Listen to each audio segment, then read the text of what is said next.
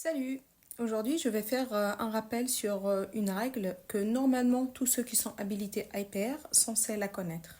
Mais je suppose qu'elle est un peu oubliée vu qu'elle n'est pas applicable sur tous les chantiers d'enfouissement de réseau type, tels que le code couleur, tels que la méthode 12, tels que les règles de marquage, etc.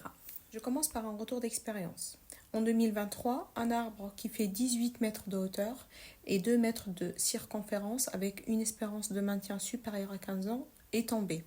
Et selon le rapport de l'expertise, la cause de la chute, c'est l'implantation d'un coffret d'éclairage public juste au pied de l'arbre, comme on peut voir dans les photos avant et après.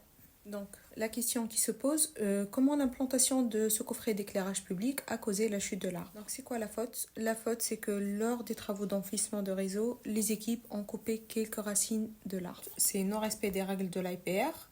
On peut trouver cette information, en fait, c'est dans cette norme-là qui précise bien les règles entre les réseaux enterrés et les arbres. Donc, cette norme, elle précise les distances à respecter lors de l'implantation d'un réseau près d'un arbre ou lors de l'implantation d'un arbre près d'un réseau, parce que les racines d'un arbre aussi peuvent menacer ou altérer un réseau souterrain. Donc, en bref, une distance de 2 mètres environ doit être respectée entre un arbre et un réseau. Ainsi, l'application de ces deux normes sont obligatoires pour les occupants du domaine public. Sinon, pour ceux qui sont formés IPR, est-ce que vous vous souvenez vraiment de cette règle?